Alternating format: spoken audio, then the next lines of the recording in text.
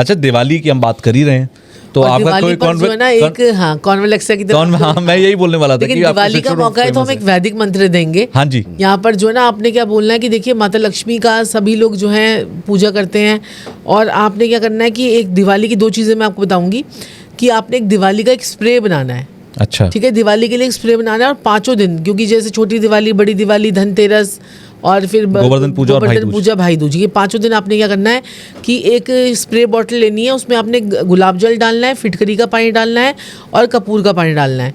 कपूर की टिक्की डाल देनी है। उसके बाद आपने उसको जो है ना अपने घर के कोनों कोनों में आपने जो है ना स्प्रे करना है, ताकि जो नेगेटिविटी आपके कोनों कोनों में घर के अंदर होती है वो आपकी जो है वो ठीक हो जाए। अच्छा, तो ये स्प्रे आप 5 दिन करते रहोगे, 5 दिन आप देखोगे कि पैसे के रास्ते खुलेंगे। ठीक है जी। और दूसरा, दिवाली पर आपने जो है ना 5 दिन आपने अगर ये मंत्र बोल दिया तो ज़िंदगी में इतना पैसा आपके पास में आएगा कि आप संभाल नहीं सकते। आपको बोलना है श्रीम ब्रिजे, श्रीम ब्रिजे, श्रीम ब्रिजे, श्रीम ब्रिजे, श्रीम ब्रिजे। श्री माता का मंत्र है ये, श्रीम ब्रिजे माता का मंत्र है, माता लक्ष्मी का। माता लक्ष्मी आती भी है और टिकती भी है। श्रीम ब्रिजे, श्रीम ब्रिजे 108 बार आपने सुबह, दोपहर, शाम, जब मर्जी, खाना भी बना रहे हो तो खाना बनाते समय भी बोल सकते हो, जब चाहो तब बोलो। हाँ, तब बोलो। तो ये जरूर कीजिए। और इन 5 दिनों में जब भी आप आटा गूंदेंगी, जब भी हमारी महिलाएं जो हैं वो आटा गूंदेंगी, तो क्या कहते हैं, एक तो घर में ना लड़ाई झगड़ा कोई ना करे, क्योंकि अब त्योहार होते हैं, बस त्योहार अब आया नहीं और लड़ाई झगड़े हुए नहीं, सबके घर की कलेश इतना ज्यादा होता है। वैसे नहीं होगा कलेश, त्योहारों में जरूर होगा। कहते हैं कि त्योहार के दिन और कहीं जाना हो उससे पहले कलेश होना ही होना है। इसका भी मैं उपाय बताऊंगा आपको। ये तो हमारे साथ भी ऐसे होता है। क्या कहते हैं कि ना देखो, वैसे संजीव जी के साथ में क्या घर में प्रॉब्लम होगी, कुछ नहीं। अब जैसे मैं सुबह ऑफिस जल्दी पहुंच जाती हूँ, संजीव जी थोड़ा सा आराम चाहते हैं क्योंकि रात को लेट तक काम करते हैं। फिर ये क्या करेंगे, थोड़ा लेट आएंगे, फिर उसके बाद जिस दिन पॉडकास्ट होगा ना उस दिन ये वाला कोट सही नहीं लग रहा, वो नहीं सही लग रहा। आज भी हुआ था ये भी हुआ था, आज भी हुआ है। अभी 3 कोट नए आए वहां से, और तीनों कोटों के किसी का पजामा नहीं आ रहा, किसी का शोल्डर टाइट हो गया। तो मैं कोई बात नहीं, तुम पुराने ही पहने चलो, लेकिन कैंसिल नहीं करना आज तुमने, क्योंकि 2 बार पहले कैंसिल हो गया था।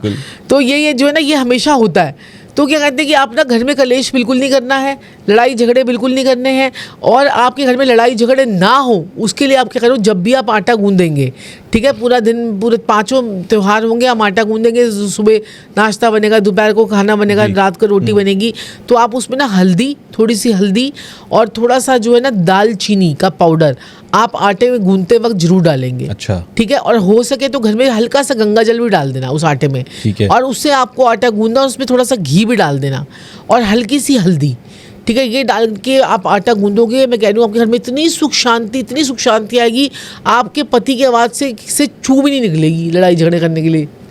पतियों की बोलती बंद करने का उपाय बताया गया ये। हाँ, और पत्नियों के मुंह से भी नहीं निकलेगी, नहीं तो पति के मैसेज आ जाएंगे कि आपने तो बस, हम थोड़ी लड़ाई करते हैं, औरतें भी कलेशी होती हैं, है ना। तो फिर उसमें आप देखेंगे घर में इतना प्यार होगा, 5 दिन लड़ाई झगड़ा नहीं होगा। ये भी आप कर सकते हैं। और श्रीम ब्रिजे आपको बोलना है और ये स्प्रे करना है, फिर देखो कैसे जीवन में पैसा आता है। तो ये तो पत्नियों की तरफ से था उपाय, पतियों की तरफ से क्या करना चाहिए, कोई स्विच वर्ड है अपने पास? आपने बोला कि पतियों के लिए भी कुछ बताओ जी। बिल्कुल। मेरे मालिक, मेरे प्रभु, मेरे देवता, मेरे आका, मैं दोनों के लिए बताऊंगा।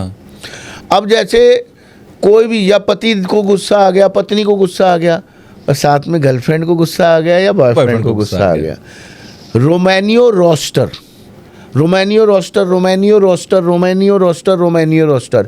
मैं कह रहा हूँ चैंट करना जैसे ही आप शुरू करेंगे, पति होगा पति चुप, पत्नी होगी पत्नी चुप, बॉयफ्रेंड होगा बॉयफ्रेंड चुप, गर्लफ्रेंड होगी गर्लफ्रेंड चुप। अगर उनको शांत करवाना है, पैचअप करना है, रोमानियो रोस्टर बोलना शुरू कर दीजिए।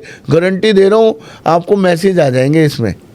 बिल्कुल, बहुत काम। रोमानियो रोस्टर बोलते रहिए। रोमानियो रोस्टर, मैं इसकी स्पेलिंग नीचे लिखवा दूंगा जिससे बिल्कुल कोई दिक्कत ना हो। रोमानियो रोस्टर बोलिए, और अपने जो भी लड़ाई कर रहा है आपसे पार्टनर, उसकी बोलती बंद करिए। अच्छा, लड़ाई हो ना हो, ऐसा कोई है उसके लिए आटा गूंदते समय जो है ये चीजें करें। अच्छा, वाला उपाय। लड़ाई हो ही ना, चलिए ये भी रही। आपने क्या करना है, ज्यादातर बिस्तर पे जाके लड़ाई होती है। ज्यादातर ना कई लोगों की ना बिस्तर पे जाके, जैसे सुबह तो बेचारे सब काम धंधे में लगे होते हैं, रात होते ही घर में इकट्ठे होते हैं तो दे घुसंट दे लात नहीं मेरे मालिक, बिल्कुल, या कलेश शुरू हो जाते हैं।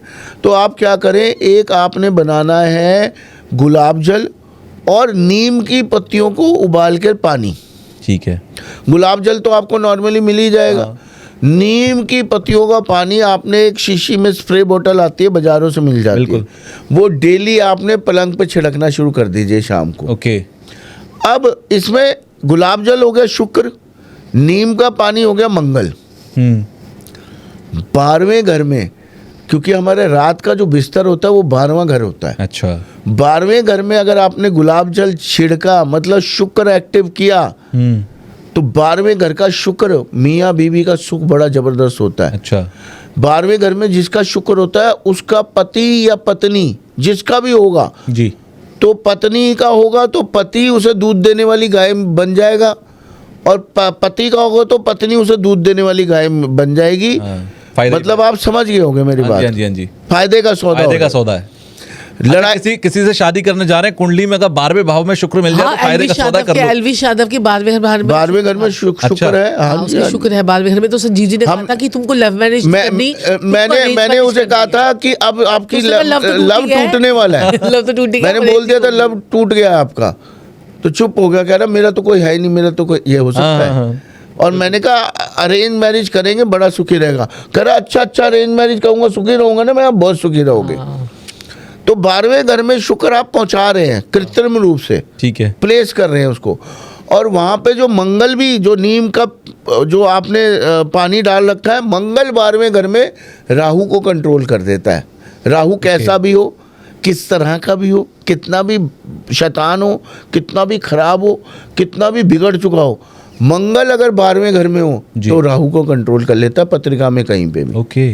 तो राहु ही तो रात को लड़ाई करवाएगा ना 12वें घर में, क्योंकि शुक्र वहां पे उच्च का है, तो राहु का 12वां घर पक्का घर है, पक्का घर राहु का 12वां घर। और ये लोग क्या करते हैं कि कहते हैं कि कुंडली में ना पक्के घरों के उपाय करवा देते हैं। कुंडली के अंदर कभी भी पक्के घरों के उपाय होते ही नहीं है। अच्छा। जैसे कि शनि 3रे घर में पक्के घर का है जी, और राहु जो है वो राहु जो है 12वें घर में पक्के घर का है, तो ऐसे पक्के घरों के उपाय जो है वो नहीं होते हैं, राशिफल के घरों के उपाय होते हैं बस।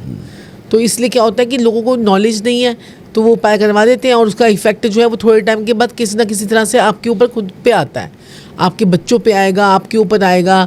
और आपने देखा होगा कई बहुत सारे एस्ट्रोलॉजर्स हैं, और जो बहुत सारे जो लेडी एस्ट्रोलॉजर्स हैं, फीमेल एस्ट्रोलॉजर्स हैं, उनके आपने देखा होगा कि ये गाल जो है ना, गाल धीरे धीरे काले होने शुरू हो गए। ये यहाँ से माथा ये काला। सबसे बड़ी निशानी शनि की देखनी हो ना, आप किसी का फेस देख लो। अच्छा। जिसका फेस यहाँ से काला होना शुरू हो जाए, यहाँ गाल काले होने शुरू हो जाए, गालों पे पिगमेंटेशन हो जाए, समझ लीजिए कि शनि की मार इसको पड़ रही है। और इसके पेंडिंग कर्मास जो है वो जागे पड़े हैं। तो उसको जब वो कुंडली के उपाय करते हैं, लोगों के बिना फेशियल के उनके फेस ठीक हो जाते हैं। वो कहते हैं ये कैसी चमत्कार हो गया, हमने तो कुछ करवाया भी नहीं।